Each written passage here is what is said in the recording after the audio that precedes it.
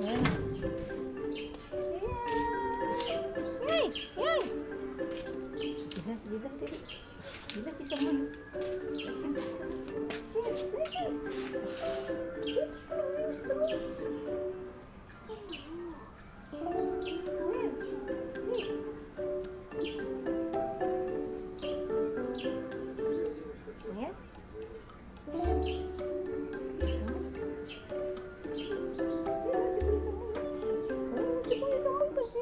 Si Kuya Samoy. Diba?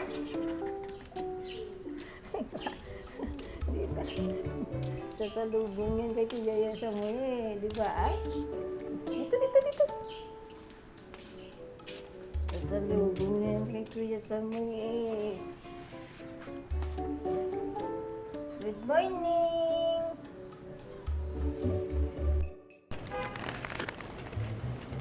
Neng! Oh, mamaya naman, Minga. Mamaya ulit. Busog na? Busog na. Mamaya ulit. Bibigyan kayo ulit ni Sam ng food. Ni Cham-Cham. Lagay, Sam. Mamaya ulit, Minga. Oh, mamaya ulit. Mamaya. Drink na kayo water nyo. Dali na, boy. Uwi na tayo, boy. Oo. Saan ka pa pupunta, Cham-Cham? Uwi na tayo, uwi na. Meow, meow, meow, kawawa. Kawawa, meow, meow, meow. Meow, meow, meow. Uwi na tayo, boy. Ayaw niya pong umuwi, oh. Si Mr. Bigote. Mr. Bigote. Lumaki lang siya, no? Malusog, lusog, busog. Busog, busog si Mr. Bigote. Ikaw.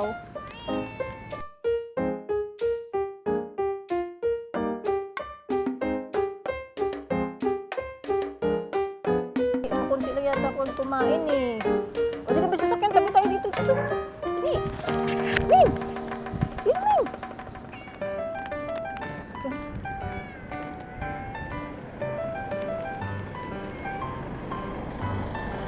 Nakita, hindi marunong tumabi. Ito yung delikado sa kanila, hindi marunong tumabi. Tulad ng ibang pusa, malayo pa lang sasakyan, tumatakbo na sa tabi. Sila hindi marunong eh. Oh, uupo pa sa gitna. Tara na, Sam, kayo mga meow-meow na umupo na sa gitna, hinintay tayo. Ang kawawa eh, mga stray yan eh, walang owner. Ito, ang payat nito kasi siguro.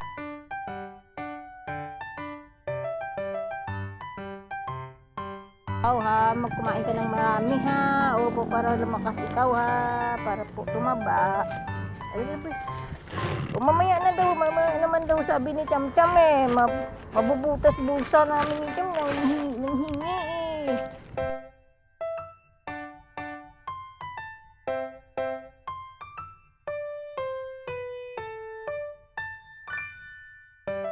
Binigyan ko na yun eh, gusto pang humingi, baka kulang pa. Wala. Marami-rami tayong budget.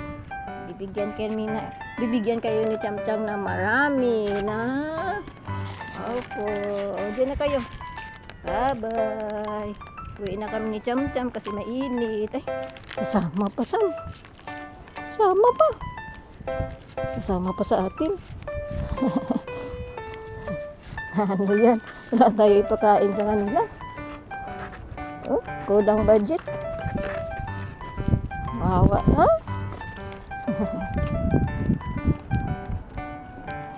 Sumama pa. Paano nilang humingi ng food? Eh, budget lang. Para mamaya meron pa. Diba, Sam? Diba, Sam, no? Sumunod sila. Try nyo magkaroon tayo ng bahay. Para sama-sama tayo lahat. Para nakupkup tayo. Wala bahay. Wala tayong bahay eh. Nakikitira lang tayo dito. Kitira lang kami dito. Ha? Itong oy, nasa labas lang yun nasislip eh. Sige, magagayit ang amo. Magagayit ang amo na. Ganito. Sa labas lang sila naslip eh. Ayan, ring nyo pag may bahay.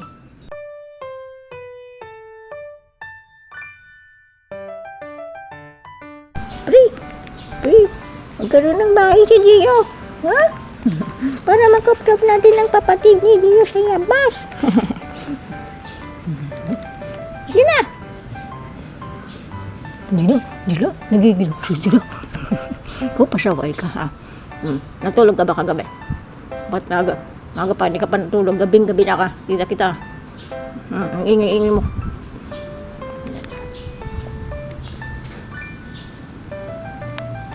Ito yung mga pusa doon kanina. Dati may nagpapakain yan sa kanila. Dati kasi lumipat na yung nagpakain sa kanila. Isa din yung katulong. Lumipat yung amo. Kasama din ang katulong. Kaya wala naman nagpapakain sa kanila. Nawawa. Humihingi sila sa akin ng food. Budget lang ang nabigay ko sa kanila kasi para magkasya-kasya sa amin lahat. Kasi may mga alaga pa ako na.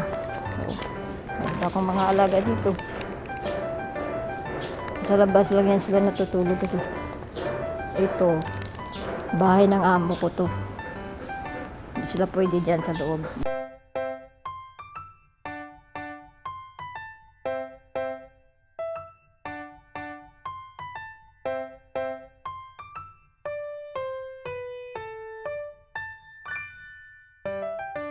Yan ang tatay nila. Apat yan sila, isang pamilya yan. Itong tatay. Yan, ang tatay na gala. Wow. Tapos, ito ay ang kanilang mother. Kay ganda-gandang mother. Yan. Tapos, ito ang bunga. Kamukha din nila. Dati, ang alaga ko, ito lang talaga. Yan. Ito lang si Samu yung alaga ko. Tapos nagtatrabaho ako sa tao.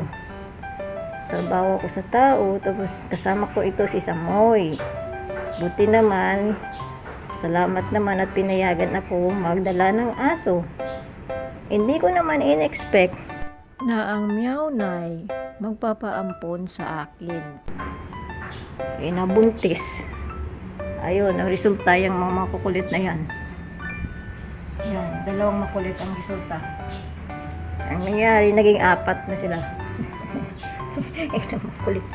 Na to. Dinala siya ng nanay niya dito. Dalawa sila. Bit-bit sila ng nanay nila. Dito. Tinawid sila dito. Gulat ako eh. Bakit may mga cute na mga mimi dito? Kaya pala buntis pala ang nanay. At ito ang naging bunga.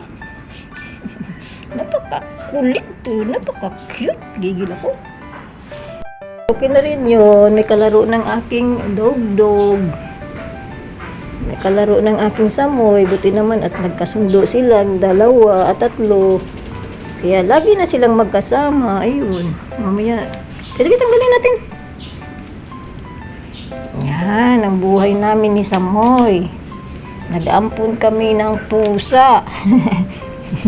Kaya si Samoy, siya yung nagbabantay sa mga pusa. Kasi gusto niya ng pusa. Ayan, binigyan ko siya ng pusa. Kaya yan, kahit makulit, pasensya lang siya. Kasi gusto niya, hiningi niya. Hiningi niya pusa eh.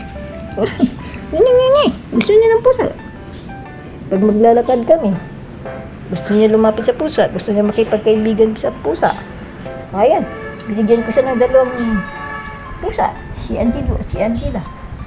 Kaya kahit makulit si Angelo at Angela, hindi siya nagagalit. Kasi, hiningi niya yan eh. Di ba, Sam?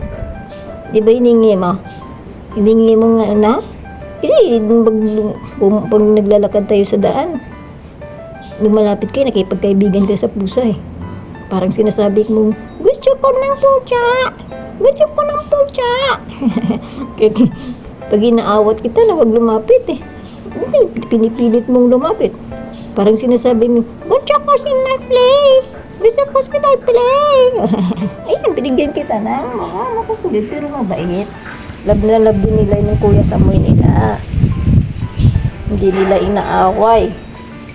Kaya lagi na sila magkasamang 3. And happy na si Samsam kasi may kasama na siyang mga pusa.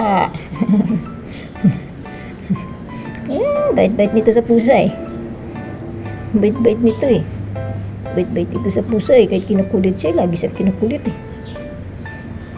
Pag hindi niya nang kayang kakulitan, lumalayo na lang siya eh. Bait-bait nito eh. Diba? Bait-bait eh. Swerte ko dito, mabait ito eh. Mabait ito.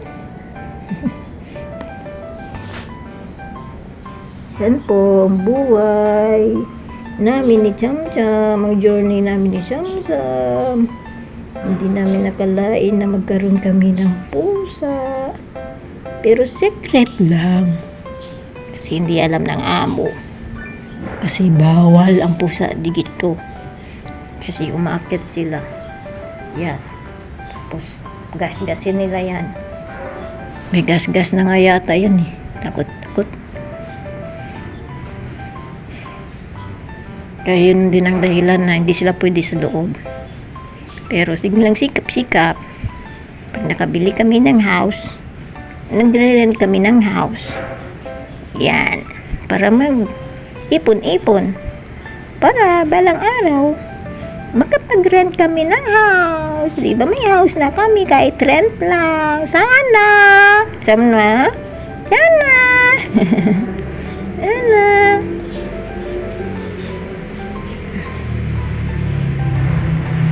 Yung mga stray kanina, yung mga tuxedo. Yan. Kaya sila sumusunod sa amin dahil humingi sila ng food. Pero binigyan ko na yun.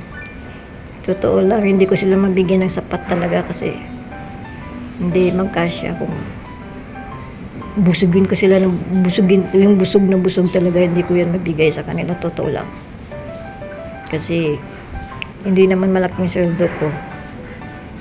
Pinagkakasya ko lang sa kanila lahat. Pero kasi importante nakakakain sila. Kawawa naman pagka wala ka na talagang maibigay. Diba? Wala na nga silang bahay tapos gutom pa sila. Minsan, meron din dyan nagbibigay sa kanila pero hindi yung safe na pagkain kasi minsan may tinik, sa manok na may buto, minsan di malinis na pagkain. Kaya yun. Pero ganun eh. Nagawa nilang lahat para makasurvive. Diba?